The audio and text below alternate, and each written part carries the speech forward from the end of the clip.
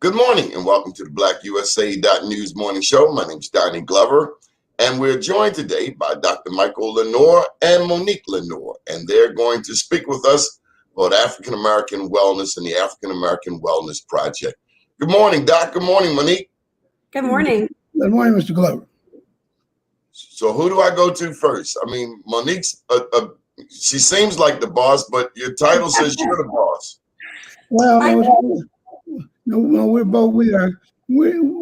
collaborators. Yeah, I can go first. So I'm the executive director of the African American Wellness Project. And the African American Wellness Project has been around since 2002. And the mission is more timely than ever in that we work to address health disparities in the African American community. And we do that through a variety of different ways, resources, tools. And my dad could talk about his expertise and why he formed AAWP. But we really are excited about our mission. And we know that right now it's really needed. Especially in our society and among the Black community. And you say especially now, meaning COVID? Yes, well, health disparities have always existed, but especially with COVID, we know that a lot of minorities are, hesitant about taking the vaccine, but also they don't receive health information the same way that a large part of the other population does. So we're here as a trusted resource, and we want to get the word out about all of the truths around COVID, the vaccine, and other health disparities that African Americans suffer at a higher rate. Okay. Yeah, well, I think that she's absolutely right. We really started out of a rage that I had as a doctor about the way African Americans were being treated in the healthcare system. There's something called health disparities. Obviously, that's something that we have because of who we are. But there are also something called healthcare disparities, which is what happens to us when we enter the healthcare system and how that impacts on outcomes. So that, for instance, if you don't have the right, you don't get the right information, you don't get the right referral, you don't get the right procedure, and there's something called unconscious bias on the part of non-Black doctors, then it's going to affect your outcome. To bring it up to today, health equity is what everybody's talking about now. But we've been talking about health equity for the last 15 years. I was president of the National Medical Association, the organization of Black doctors. And we were always concerned about the fact that African Americans have more chronic diseases than anybody in our society. From the cradle to the grave, we're more likely to be sick and to die from diseases often unnecessarily. And part of that is because of some of the diseases that we do have. And some part of that is some of the things that we do. But much of it has to do with how the system takes care of us once we enter. I can't talk to one Black person who can't give me a horror story about some interaction they had with the healthcare system. Each of those interactions really impacts on your health outcomes. So what we do is we try to provide information on early detection, disease prevention. We try to talk about health policy, and we do it in a number of ways. My background is as an allergist, and immunologist kind of prepared me for discussions about COVID. My background as a broadcaster for 15 years with CBS Radio here in San Francisco and Pacifica Radio in Berkeley and various Black radio stations has given me an opportunity to learn that you have to communicate with people where they are. So we combine those two things, the information about how you deal with the system, the information about what you need to do to screen, and also we try to use every aspect of communication that's available to us. So we have radio programs, we have traditional TV programs, a PSA project that goes to 2,200 radio stations, 10,000 radio stations and 2,200 TV stations. We have a Facebook Live program with blackdoctor.org every week called African American Wellness Watch. And we have a newsletter. So we have lots of ways in which we try to communicate with the public.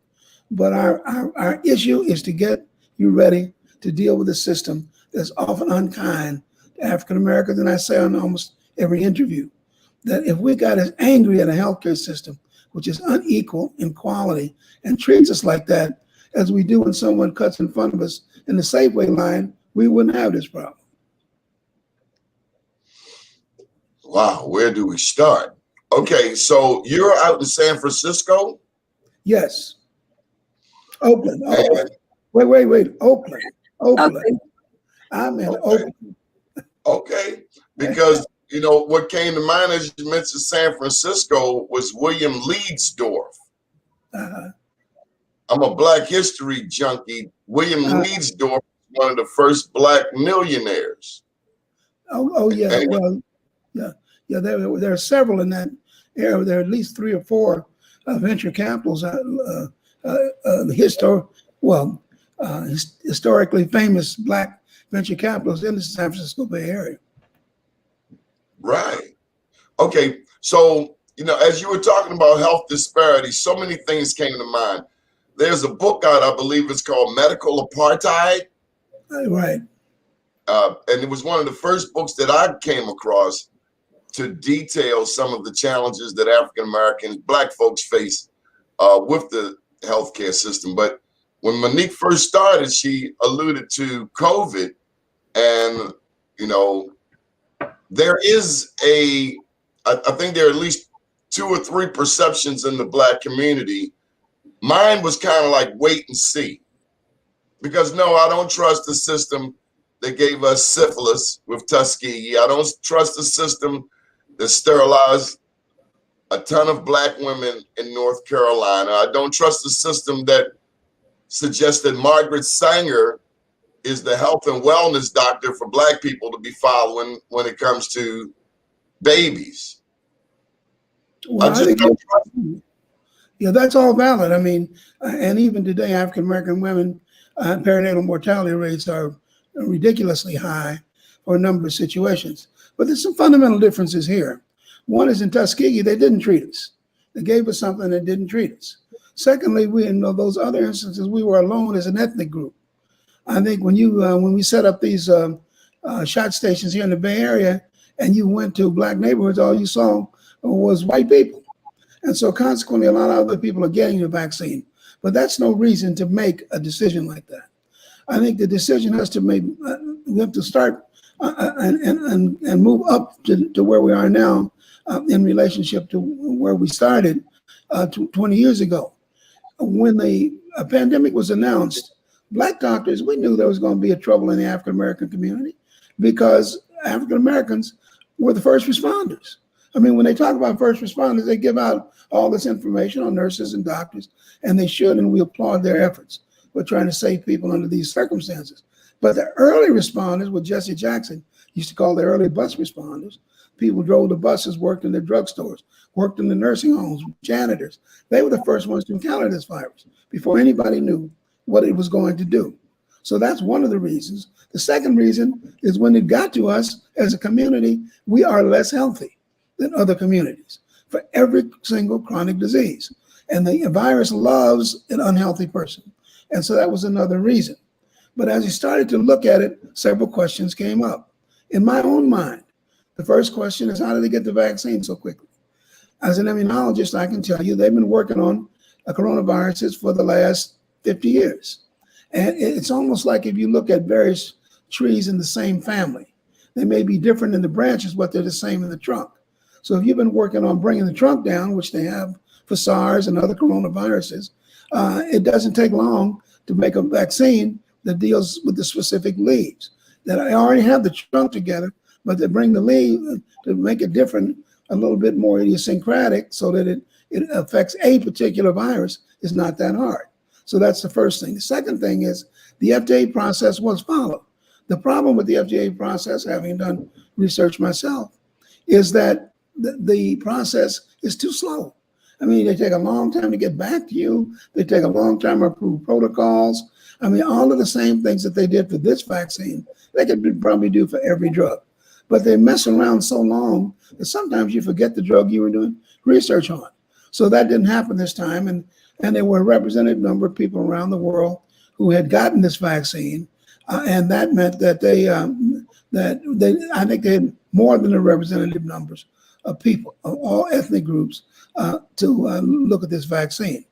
I think the third thing is this whole issue of variants. And many people may not understand what a variant is. A variant is a mistake that's made by the virus as it replicates. And so it's a mistake in what the virus looks like. It's like I've been a doctor. I mean, we're doing a podcast. I've been in rooms you know, where I saw babies and I looked at the parents and said, and these aren't the parents to this baby. But so if a virus looks, this baby looked different. And that's the way the virus was. It just happened to have characteristics that allowed it to replicate more quickly, to be more infectious, and to be a bigger danger. The longer its virus stays in our communities, the more variants you're going to see, and the more sophisticated these variants are going to be. And finally, even after the vaccine, you know, lots of people got the vaccine now with very few side effects. Even for those people who are allergic, less than 1 in a million has any kind of allergic reaction, all of which were treated successfully. And finally, what is life going to look like for you if you're not vaccinated? You can say, well, it's America. You can get the Magna attitude. That's all, you know, I have my rights. But they're going to keep you from airplanes. They're going to keep you from football fields. They're going to keep you from seeing your favorite, from seeing me, see Frankie Beverly sing the same song every year. They're going to keep That's me. blasphemy. That's blasphemy. I'm telling you, but I won't be able to do it. I mean, he'll come and I won't, if I'm not vaccinated, I won't be able to see him. Okay, you said 4 points there, and I gotta walk it back a bit. My understanding is that the Food and Drug Administration, FDA, approved the vaccines under some emergency doctrine. Right. That it didn't go through the normal process. My understanding also is that the scientific method takes 5 to 10 years. But you said they were already working on the trunk of it. And so right. Is this virus safe? Is this vaccine safe? The vaccine is safe. There's some certain myths about the vaccine. You can't get COVID from getting the vaccine. And most people who get the vaccine may have some 12 to 24-hour discomfort, but nobody's been critically sick with any of these vaccines. So you're right about the FDA process. But the FDA process emergency process was that they didn't have the numbers that they usually like to have, and they didn't have some of the percentages they usually like to have. But the core values looked at by these vaccines were taken care of and looked at in the same detail as they are for any other drug. What the FDA did is speed up its process. Okay, well, but I thought you can't rush the scientific method.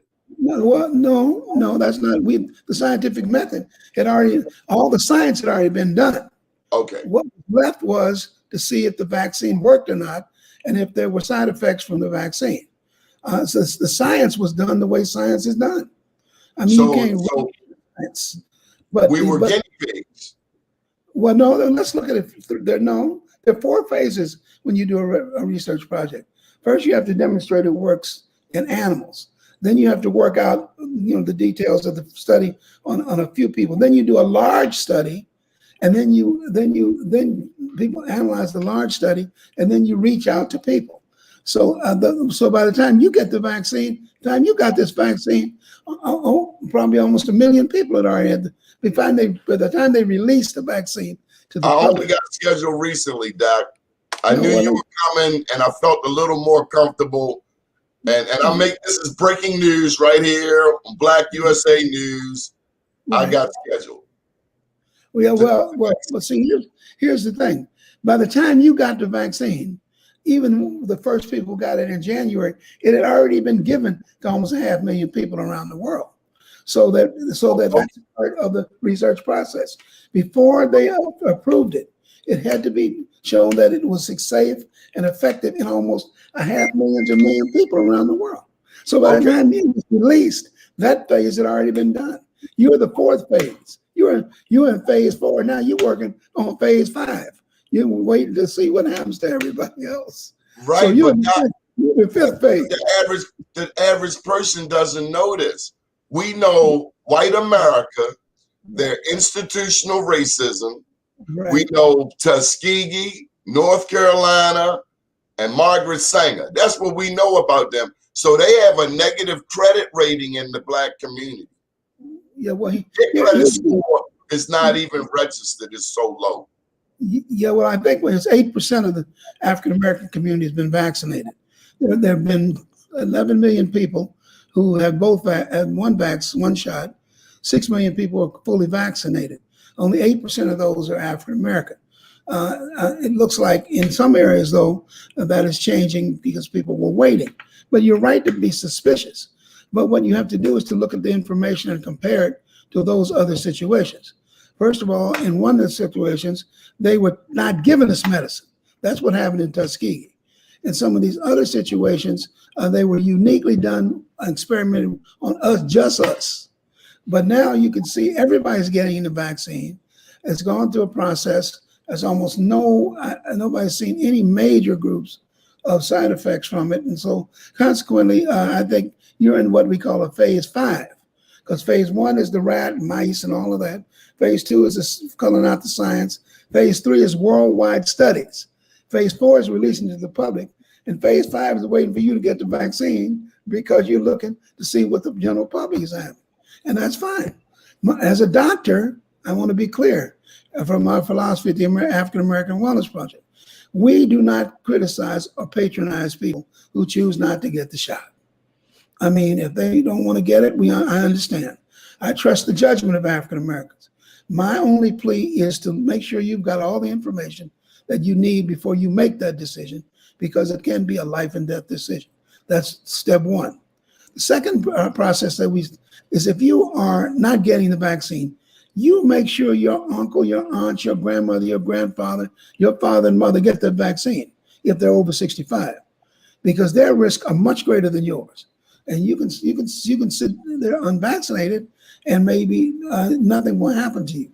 But if you've got relatives that are over 65, 70, 75, then that's a whole different ballgame. And you need to be, as younger people, even if you choose not to get the vaccine, you need to make sure that your older relatives and friends get that vaccine. Okay, Monique, why is the mission of the African American Wellness Project so important to you? So the mission of the AAWP is so important to me because I have really lived this my whole life. I'm growing up with my dad as a doctor and seeing all the things that he's done in the community to help address health disparities has really kind of like brought me to where I am today as the ED of AAWP. We know that African Americans, as you just mentioned, do not trust the system. And what we want to be is a trusted voice for information around health, around COVID, not just COVID, but all health disparities. A lot of the resources that African Americans are provided are not from us. So this is for us, by us. We're a trusted resource. My dad is past president of the AMA, and he's been a doctor for over 50 years. And we really just want the African American community to be informed and to know how to take charge of their own health and advocate for their own health. Because in the past, not a lot of people have been out there fighting for our community as it relates to health disparities. And that's what we work to do every day. So when did you take the vaccine, Monique? I took the vaccine about a week ago. And she was hesitant. She was hesitant. Tell me about that. I was hesitant for all the same reasons that you mentioned, but I've been on a lot of these calls with my dad, and my dad has a lot of wealth of resources with other doctors. Hearing from them firsthand, I know that, this is something that is meant to keep us safe. And even though it may not be perfect, I don't think that it's going to be harmful to us in the long run. And I think the detriments for not taking the vaccine are going to be even more greater than actually taking the vaccine. So I made my own decision, but again, everyone has to make the decision that they feel comfortable with. Well, I'm just trying to understand how you evolved, how your response evolved. Yeah, well, one of the things, I have rheumatoid arthritis, and that's an autoimmune disease that affects your small joints, and it can be really debilitating. So for me, it's a pre-existing condition. I have 2 kids, and I want to be as healthy as possible. So for me, this was not something that I really had to think a lot about. Possibly if I did not have that pre-existing condition, I may have waited a little bit longer, but I already know like what it has done to my body. And that's why I've worked to get healthy. And I'm now a certified health and wellness coach, helping other people get healthy, because I want to be there for my kids and I want to be in the best health possible. So I made the decision for me, but again, everyone has to make their own decision. At AAWP, what we do is we work to get out all of the information to allow people to make their own choices, to advocate for themselves and to make their own choices. We want to provide all of the relevant, timely, and correct information. And then it's up to, everyone to take those words and that information and do with it what they want. But that's our goal, to really just educate and empower the African American community how to take charge of their own health. Okay. Doc, I wanted to ask you about Africa. And I know this is not on the list that I'm supposed to go down, but worldwide, is Africa a hotspot for the virus? It's not a hotspot. Are they underreporting? And I have the same question about China. And again, I don't trust mainstream media. I look at mainstream media like this, like, what are you not telling me? So, still we hear people with the racist thing, or just saying they're calling it the Chinese virus, the Wuhan virus. They're saying China is underreporting. It's not reporting. So I'm trying to use the critical thinking. What do we know about Africa? What do we know about Asia? Well, we know first about Africa that their pandemic is very similar to ours, except their resources are less significant. And the World Health Organization has taken on the continent. For some reason, there are not as many people dying percentage-wise in Africa as there are in other places. But the World Health Organization has Africa in its radar. So that's the first thing. I'm a little confused about the Chinese thing. I know there were a group of inspectors that went last week to Wuhan to look at the labs, but they didn't get all the information. And the assumption was that, well, it came from an animal to man. A lot of virologists are saying that's not characteristic of viruses that go from animals to men. Usually it's a slow process, not nearly as aggressive as this virus. So I don't think we still have the information on how the virus originated. Doc, I saw something on YouTube. It blew my mind. It was people having sex with chickens. Right. Well, yeah, I saw it with my own eyes. That's the only reason why I mentioned it. I would have never believed it with my life. I saw it. Now, did you watch the whole thing? Did you watch the whole thing? No. All right, I'm just trying to check. I'm a doctor, man. I had to check all this out. But no, when I grew up, my grandparents grew up in the hills of Tennessee, around the Smoky Mountains. And there were a lot of instances with sheep and other things, but bats, direct transmission from bats would seem that you just had to eat those, and people do eat these as delicacies in other parts of the world. So it was probably, human-animal interaction is not unheard of, but not with a bat. And so, you got to wake up late at night too. You got to stay up all night to deal with a bat. I had to kill a bat when I was a little boy. I don't play with bats. I understand, and that's a wise decision. But I think that the human-animal interaction, either through them being as food for certain populations or other forms of interaction, is not unheard of. So I'm going to get back to the question. The question still remains, though: did this virus originate in the lab? And I think it probably did. I tell you what? The smartest guy I know, he went to Georgetown. Now I know two really smart guys. Now I know three. I know you. So one's a physician and one works. And we went to Howard. I don't know. One is Dr. Zolikoff here in Baltimore. He said weeks ago, take the vaccine. My other friend said, don't take the vaccine, no kind of way. He didn't trust it. Now, I haven't circled back with him, and I have to, but where is the voice, with all due respect to the African American Wellness Project, right, if I hadn't have, if Monique and I had not connected, I'm just wondering how many Black people would not have a trusted voice. I trust you. Yeah. Well, I think that if you look around, Black doctors have really been engaged in trying to talk to the African American community. You can look at a number of websites. If you look on television, here's the problem, and I'm sure you encountered that problem in communication. They don't. Radio stations and traditional forms of media don't have time for this kind of discussion. I was the medical editor for CBS Radio for almost 15 years, and we had a 2-hour talk show, and it was completely packed. I had another show on KDIA where we did everything from the nose to the toes. We had a doctor for women only, old bones. We had all kinds of doctors, and just getting the station to allow us to get on the air was difficult. And finally, and I'll tell you one final piece. I was at a large radio station when the AIDS epidemic started, and I had put together a series of 30 to 60-second messages on HIV. And I was sitting in the lobby of the station listening because they got the music on. And the song I remember they were playing was, "Do You Want to Be My Nasty Girl?" I know you probably didn't hear that, or you don't know the words to it, anything, but it's a pretty popular song. All right, so I go back into the station manager, and he says, "Well, these messages are too risque for my audience." The same audience where he was playing this music.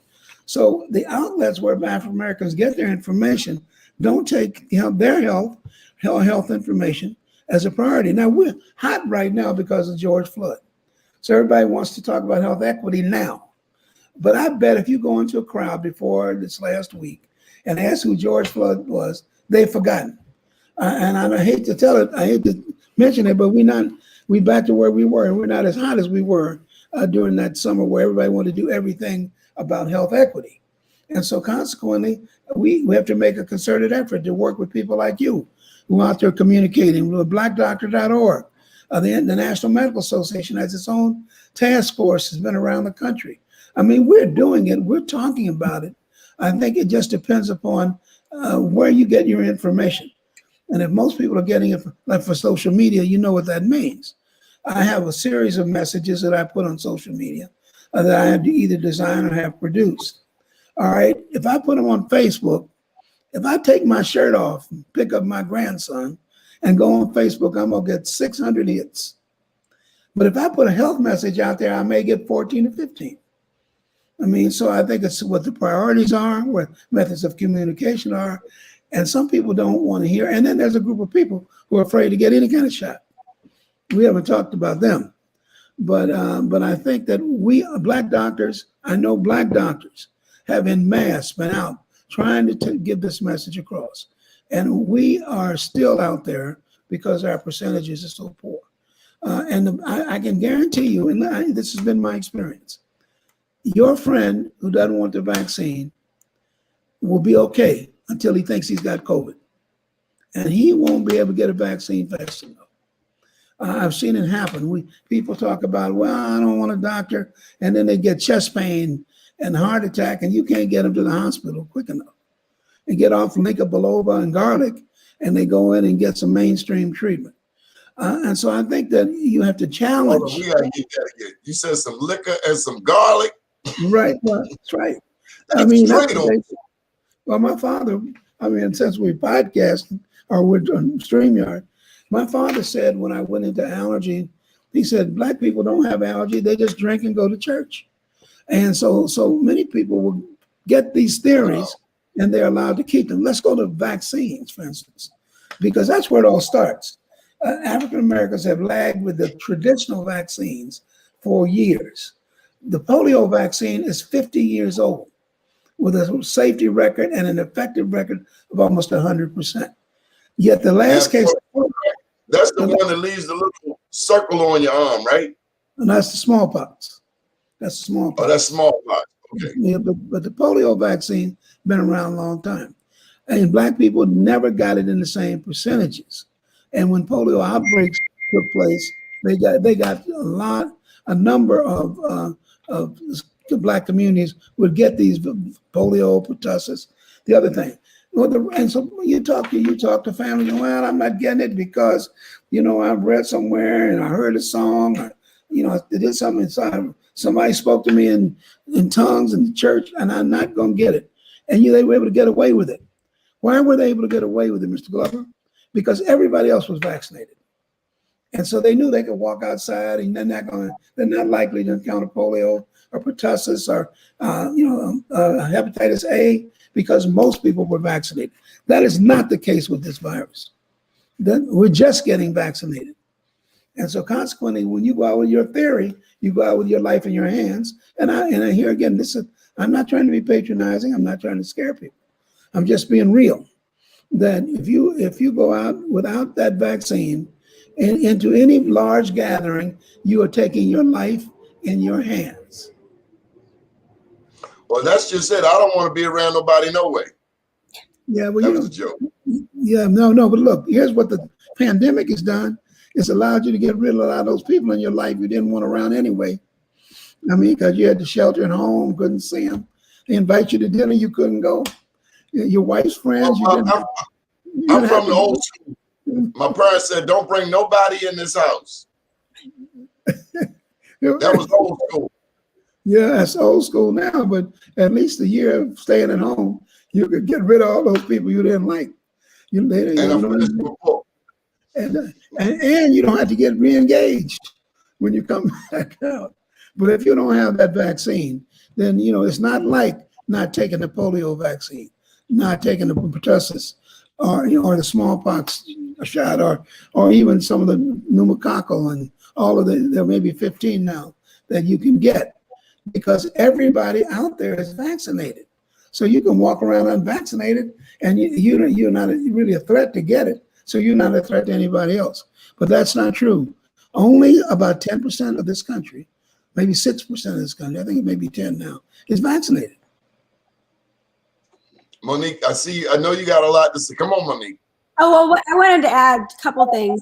One, I did go to Howard, but I also went to American, and I wrote my thesis on how to develop an effective healthcare campaign for minorities and African Americans in particular. So we know that African Americans, we receive message differently. We have to have trusted messengers. The messages have to resonate, and there has to be easy calls for action. So that's a lot of things that we are trying to do through our campaigns, is we're trying to bring the resources and the tools to the African American community so they can be as informed as possible. One of the things that we did a couple of weeks ago, and it had a very small participation rate. We want to do it again. Maybe we'll have to go to Clubhouse or something like that. Is we did a virtual house call event where my dad, Dr. LeNoir, got on Zoom, and anyone could join and ask questions, medical questions related to their health. Because we know right now a lot of people don't want to go into a hospital or to a doctor. They don't want to go into a doctor's office because of COVID. So we wanted to bring the resources to them and have people just come on and ask their health related question. And we didn't get a lot of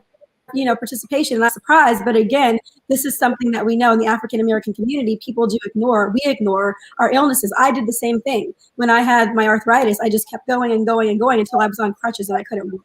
I just ignored it. I didn't go to a doctor. I was afraid to find out what was going on. And so as a result of that, my arthritis got a lot worse than it would have gotten had I just gone to a doctor. And what we're trying to do is we're trying to address these health disparities, these conditions early on, and educate and inform African Americans and other populations that you are your own health advocate and you have to take charge of your own health. And we're here to help you do that through AAWP.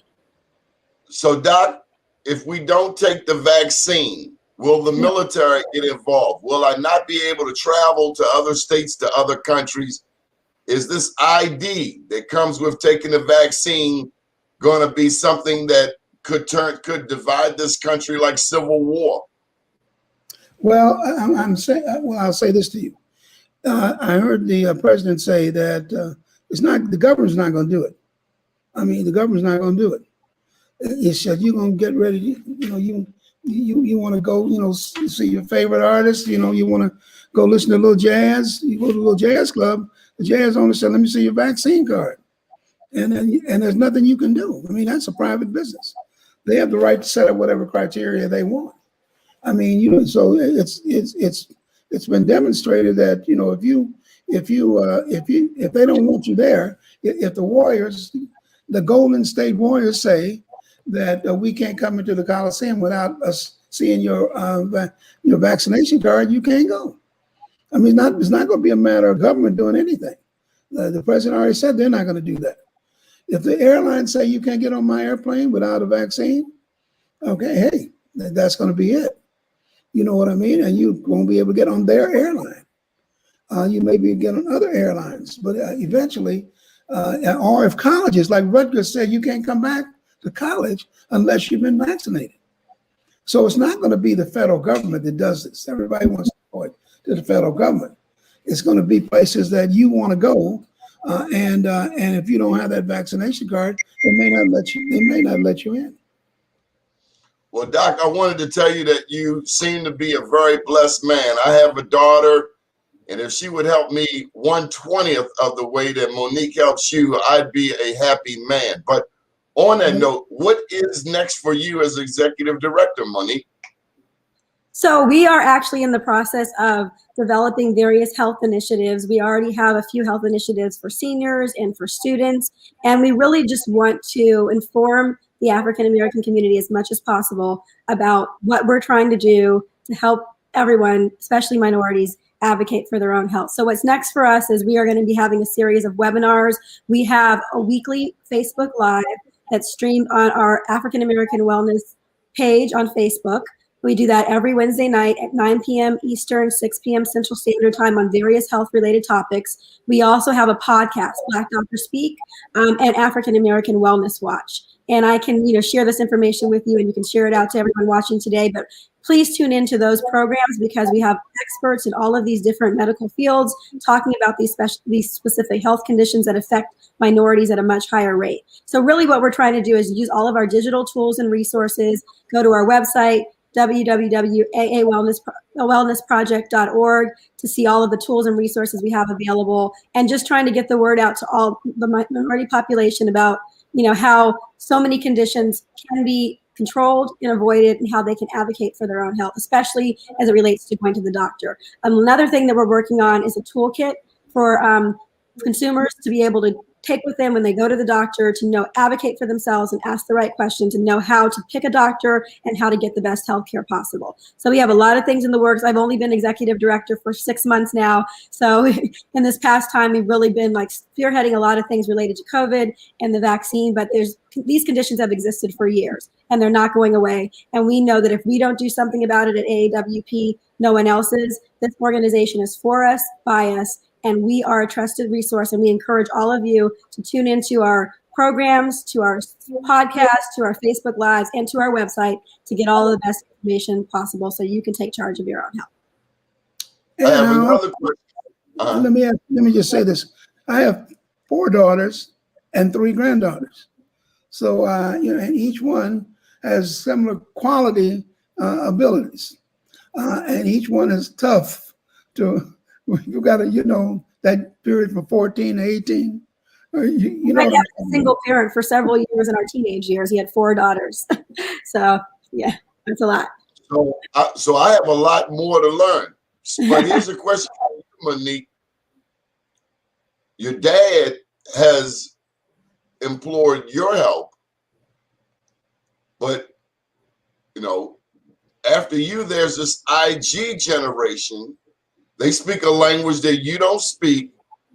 So do you now have to reach to your children, your child, to help you penetrate the Instagram market, for instance, because that's where people are? Well, it's funny you say that because this is a family affair. We have all of my nieces are involved. One of my nieces does a mental health awareness campaign on TikTok. Where she talks about different issues related to mental health awareness. Another one does a healthcare campaign around issues that affect adolescents. So we're on all of these platforms, and we're going to be on these platforms even more in the years to come. Instagram, Clubhouse, we're about to be on Clubhouse, Facebook, all of the digital tools, and I'm sure there's plenty more that I don't know about. TikTok, I'm not on, but my sons are on. So again, this is a family affair, and we're already looking at all of those channels because we want to reach the widest audience possible. We want to meet people where they are. Now, Doc, I got to ask you this. I'm a dog lover. I have a German Shepherd. Now, I thought the dogs were emotional support for people. I'm getting reports that people are now supports for their animals. Have you heard this? Well, no, I've heard that. Well, I know a lot more people are getting animals. I mean, for whatever the interaction is, I'm sure the animal's glad to be there, but I haven't seen much in the way of animals differently. I think that, dogs especially are more sensitive to the feelings of the owners, and I think all of us have been in a bit of a funk for a year. You think of what your life was like before COVID and places you used to go and the freedom you had to do what you wanted to do. And even if you've been able to adapt to the isolation that comes from sheltering in place and even being with your family 24/7, I mean, I think that they sense that something's not right. And dogs are especially sensitive to that. And I'm sure. We just got a puppy, and I do not do pets. Like, I only got a puppy for my sons, and he didn't mess with me for the first couple of weeks because he could feel my energy. I tried to show that I was, in all in on this, but I wasn't, and he could sense that, so dogs are very intuitive, and I still can't believe that I'm a pet owner. But my sons were struggling, mentally, being home for a year, and after years of saying that I would never, ever get a pet, we have one now. So, it's a different world, and we have to really like family. Yes, well, now he is family. I had never growing up. I never had a pet because we were allergic. We all had asthma.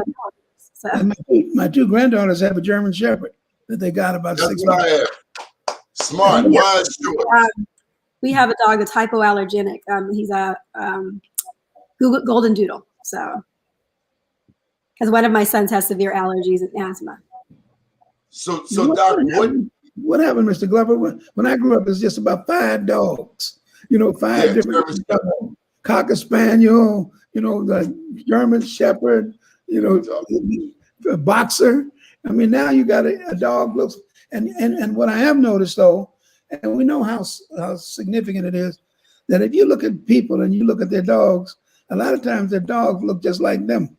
And so I think that a lot of times that selection process goes along with the whole thing. Well, it's funny you should say that because my dog reminds me of my dad. He passed back in 2003, and as I'm climbing the steps, I swear, he'll tilt his head like that. And I said, damn, he looked just like my daddy. No, but I think that we're seeing a lot of people having to adjust to the situation. And with the stigma of mental health in our community, a lot of times we don't get the help that we need. And so consequently, we have an initiative to talk about mental health. And to try to get you to give yourself permission to get help when you need it. And I think that animals probably sense that this is a difficult period for most humans to bring it back. I've never really asked this question like this,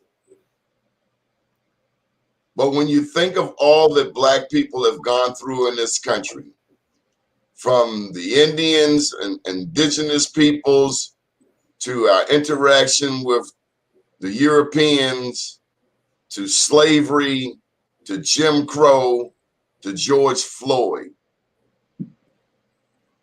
What do we need in order to just get to some modicum level of mental health okayness? And there's a part two.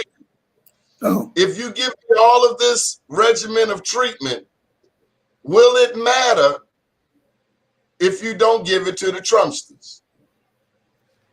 Well, here's the thing. Let's take the first part first. I look at it from 2 ways. If you have a group of people, for instance, who survived the Middle Passage, who survived slavery, who survived Jim Crow and continued discrimination and racism, that's a stronger group of people. Because the strong ones succeed where the weak ones fail. So I look at us as a stronger, more coordinated group of people, able to deal with this crisis. I think whenever there's a big crisis like 9/11 or earthquake, I'm worried because white people get scared, but we've been through so many things that I think we're carefully selected. I think our immune systems are carefully selected because we had to do all of the things that we had to do to survive these various and sundry conditions. So when we talk about our immune system, those African with poor immune system didn't make the Middle Passage, didn't go through slavery, didn't exist through Jim Crow. And racism, and so on, that's one part of it. But racism is a constant health threat to Black people. I mean, and it may now get to the point where it's a threat for white people as they watch these videos of George Floyd. But racism is always there. We're always looking for it. It's always over our shoulder. It creates an underlying tension which makes us less healthy. So that's I think. Well, I'm tired of that, Doc. Doc, I'm tired of that. I don't want to be unhealthy because the nut next to me won't get some help. Yeah, well, then what do we got to do to get this nut some help? And I said, you don't come full circle now. First, you weren't going to get it. Now you mad because everybody doesn't have it. But here's what's going to happen. I'm talking about the race. I can guarantee you that the Republicans, 50% of the people who say they haven't gotten the vaccine are getting it. I can almost tell you from my experience as a doctor. I mean, even doctors who tell you what to do will do a different thing when they are the patient.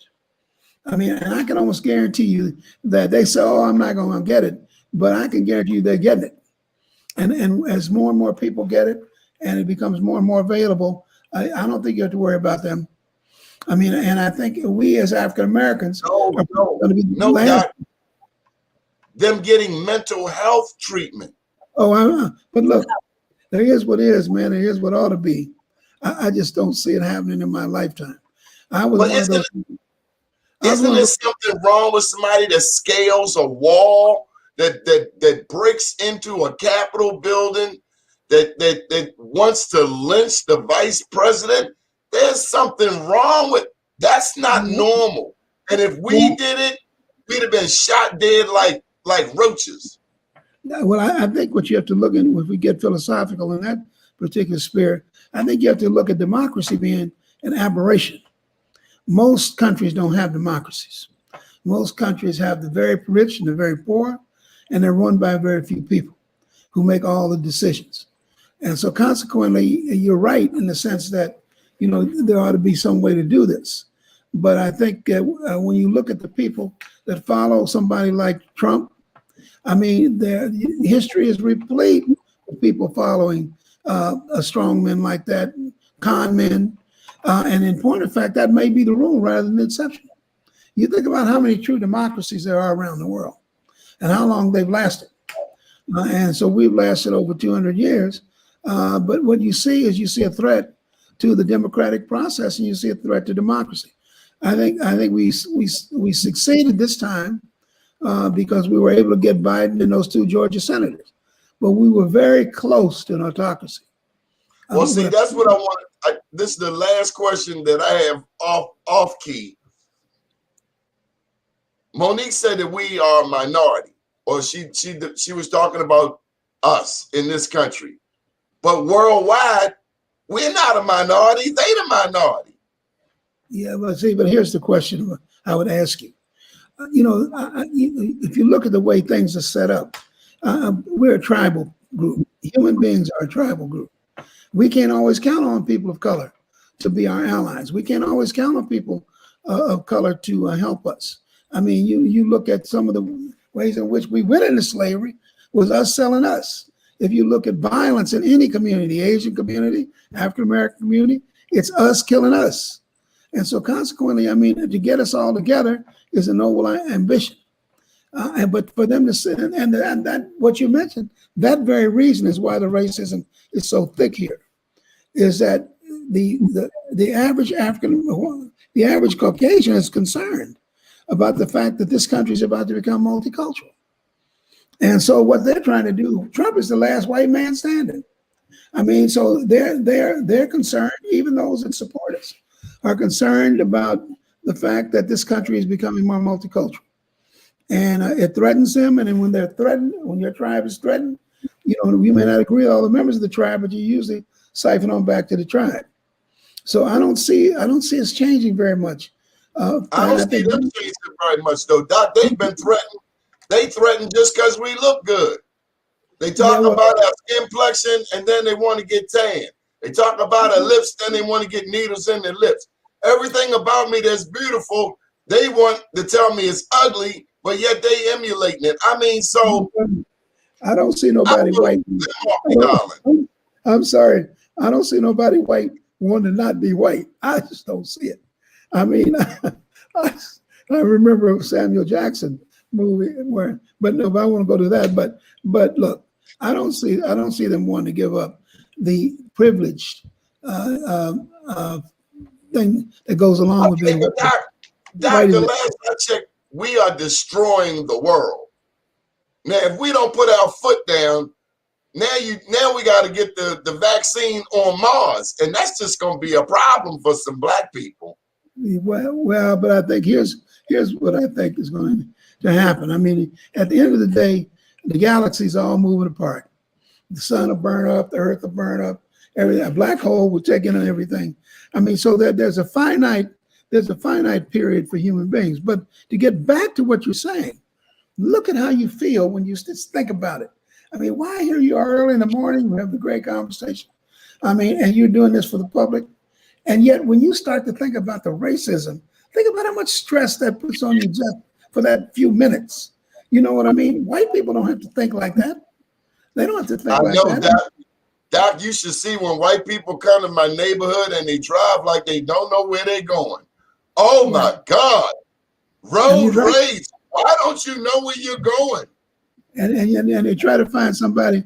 I'm trying to find somebody when I'm lost in the black community who give me the right directions. Well, see, they not lost, Doc. They looking for the heroin and the cocaine. That's why they come here. Yeah, but you got to remember, Mr. Glover, though, that tension that you just expressed, the legitimate hostility you have toward that concept puts a stress on you this morning. You know, it's not anything that you're not used to. It may be not even as bad as it can get. I think wives can stress you even more under certain circumstances. Well, Doc, I wanted to ask you. They say a wife will help you live longer. Well, yeah. Well, will you live better? That's the question. But you may live longer. But will you live better? I would hope.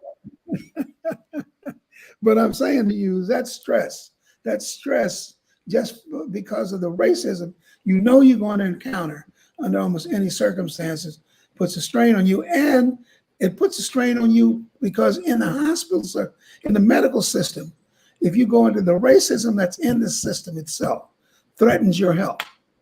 And if you're not organized, that's one of our basic principles, that you must be organized to take care of your own healthcare system. There are two doctors that wrote a book called For Your Better Health, and they tell you how to organize your own health system. But there are a lot of things that I could tell you about your own system that would make you uncomfortable. I mean, the fact that your doctor may not send you to the right place, that you may not go to the right hospital, you may not get the same test because you're black. And unless you know what to ask and you challenge the system when you think it's not logical, then someday we'll have the prostate cancer discussion. But when you think about what the options are, I mean, a lot of black folk go into the system. They put up with any kind of stuff at the desk. A desk clerk with a 4th grade education treats you like you don't have any sense. You go into a doctor, he doesn't want to answer your question, doesn't even want to touch you. And then when you when you need a specialist, he sends you to his brother, who doesn't have, and done half the cases that have been done at the university. You have to be organized to go into the healthcare system as a black person to get the kind of care that you deserve. And that circles. Add on that, Dad, when I had my rheumatoid arthritis, it took me 3 years to be diagnosed because doctors just wanted me to keep coming back to them, and they weren't trying to figure out what was going on internally. So I had to be my own advocate, and I had to keep pushing to find out what was going on. But it was 3 years before I found out that I had this diagnosis. So to your point, if I wouldn't have been my own advocate and kept on believing them, I may not have known today what the condition was. Well, let me tell you who I also don't trust, Doc. I don't trust them dog doctors because they just wait for you to start crying, and then they'll tell you the bill is $700,000. They know you don't have that $700,000, and you got snot bubbles all in your nose, and you think your dog gonna leave you. That's stressful, Doc. The hell with the races. Don't mess with my dog. Don't mess with your teeth either. What about the dentist? How about that? You got to leave that dentist, man, with something that you have to get a mortgage for.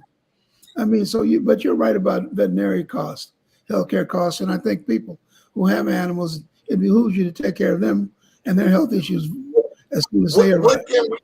What can we do here to help you get the word out? I think it is so important, Monique, that we help empower our community. And I want to offer up this show.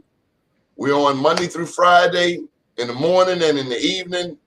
Whatever we can do to help, if it's a regular message. We would love to do that. Come on regularly, once a week, and talk about different health issues that affect the African American community at a higher rate. We would love to be able to do that. We also encourage people to go to our website and sign up to receive our information, because we put out a newsletter, and we also have a series of digital tools there too. And then if you have like a list of people that you reach out to regularly, sharing our information so we can get the word out even more. We're trying to grow our audience. We've been here since 2002, but we've stepped up our game for the past 6 months, and we really just want to get the word out about what we're trying to do and why it's so important, especially right now. Yeah, we give you timely information. We give you timely information. It's truthful and it's transparent. Well, I started in 2002 also, and what that means for both of us is that we're headed into our 20th year. Right. And so next year, you and I both have to plan some 20th anniversary celebrations. And on that note, I want to tell you, Doc, Sunday night I copyrighted my second book, I Am Black Wall Street. It will be out before the May 31st commemoration. It'll be my second book. The first one, of course, is Unapologetically Black. And where are you based? What city? Baltimore. Baltimore. Yeah, great city, great city.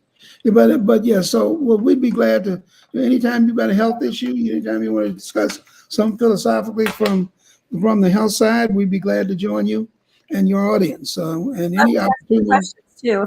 If your audience has questions, health-related questions about any of the topics that we are sharing information about, we would love to be able to come on and maybe do a show where you have your viewers just ask us questions related to health and to the COVID. What website can I put up for you? Website is www.aawellnessproject, or let's see, is it aawellnessproject.org. We also are on social media. We have the Black Doctor Speak podcast. And so if anyone goes to Instagram, they can find all of our podcasts there. They're on Spotify. We have a website for Black Doctor Speak as well. But you can find all of that information here on our website, aawellnessproject.org. Okay, Doc, we got to get one piece of wisdom for you before you go. All right. What did you learn from raising 4 daughters? I learned patience. I learned tolerance. I learned flexibility. And I learned that you got to stick to the old school principles. Just the old school way. And don't be tempted to raise your children with this modern. You got to go old school. I'm old school. I told my daughter, I'm not your friend. Hey, is that familiar? I told her I met with all of them when they were 13. I said, I'm not your friend, I'm your father. I said, so that means when I say no, that means no. And if I say you can't do that, that means you can't do that. And if I say I don't want to hear it, that means I don't want to hear it. One of the other things you taught us, Dad, was hard work. You always drilled this home with us. Hard work and education is the key to success. You told us that every single day. But this is not your home. This is where you're growing up. This is not yours. You're going to have to go out there and work hard for yourself. And you never gave us any special benefits or privileges. We had to work every summer, and you taught us that hard work and education was the key to success. And because of that, all of us went to grad school. We all, have careers. And I think hard on us. Since you're a finance guy, the other thing I taught him was an expression that I've used at Howard and an expression I've used at Harvard from Reverend Ike. Now, you remember Reverend Ike? He preached the power of money. He said, you can't help the poor by being one of them. That was one of his basic principles. And I wanted my girls to hear that. But I did meet I did meet with them when 13 and said, I'm not your friend. I got friends. I said, I'm your father. That's a very different role. And so when I say because, it's not a concept. It means that what follows that is going to be the final decision. And of course, they snuck around it, all the same stuff. But at least I had some sense. Make good grades and be home on time. Because I figured if they did those two things, heroin was not an option. You did a great job, Doc. I want to give you my mama's 3 rules. She left me 36 years ago, but I talk to her every day. Number 1, at 18, you're leaving. Number 2, don't bring no kids across that doorstep in the meantime. And number 3, own your house. She batted 4 for 4. I was a baby. Oh, good. Congratulations, man. But we really enjoyed this, and please have us back again. I mean, I promise we will. There's just a prostate cancer and other issues that come up that are somewhat controversial. And I'd love to come back on and talk about I'm a health and wellness coach, and love to talk about that as well. So, whatever you want to invite us, we'll be here. And Monique, just for the record, I've been to your page, and I don't know how much you have paid these women, but they all claim that they lost 25 to 55 pounds listening to you. Yep, that's the truth. That's the truth. I share, healthy habits for life, and I teach people how they can be healthy for the long term. It's no fad diets, no short term, trying crazy things, but really just practicing the principles of healthy habits so that you can take charge of your own health. And I've been doing that for 2 years, and I've coached over 150 people back to their goal weight and optimal health since I started. Well, when you mention arthritis, I have to ask you this in front of your daddy. The old people say just get a pinch of vinegar every day, it'll go away. And, I don't look. If they're old, I have to listen to them. I wish it was that easy. No, I've been through the ringer, but I'm healthy now, thankfully, and it's because I took charge of my own health, and I got myself healthy at age 50. I'm 52 now, but at 50, I decided I'm not to be healthy. My best health now. When am I going to be? So, Mr. Glover, we have a series of PSAs. I don't know if you got that series. Maybe Monique, we can send them to him, and sure. they're only 29 seconds. They each reference a different topic. But we're also concerned about the COVID virus epidemic, is that people are ignoring their regular visits to the doctor, their regular screening procedures, the regular, taking their medicines and getting checked. And so we want to make sure that people, even if they have to do it by telehealth, take care of the other issues. Heart disease and cancer were still the #1 causes of death in this country. And we don't have a ticket for that, but that's still true. Is there a network? I know here in Baltimore, there's a Black doctors group, but is there a national network where the Black consumer can go to find a Black doctor? Yes, you can go on blackdoctor.org. That's the website. But you can really go to the National Medical Association site. The National Medical Association is the organization of African American physicians representing 30,000 African American physicians. It's based in DC, and they have a Find a Doctor list, which is pretty reliable. Good deal. Thank you so much. I feel like all right. I imagine. Well, if you ever want to run for president, Doc, I'll be right there to support you. All right. I got to gain about 100 pounds, get me some hats, and play more golf. Monique, you set it up. Are you pleased, Monique? We're good? We're good. Thank you so much. Thanks for having us. Please go to our website. If you're interested in my health and wellness coaching, go to my Facebook page, Monique LeNoir. Follow me on Facebook. And we're here to really just inform the African American community, and we're happy to partner with you and continue to do so in the future. So thanks for having us. Good deal. Thank you for all of the enlightenment today. My name's Donnie Glover, and we will see you back tonight at 7 p.m. for Black Lawyers Roundtable.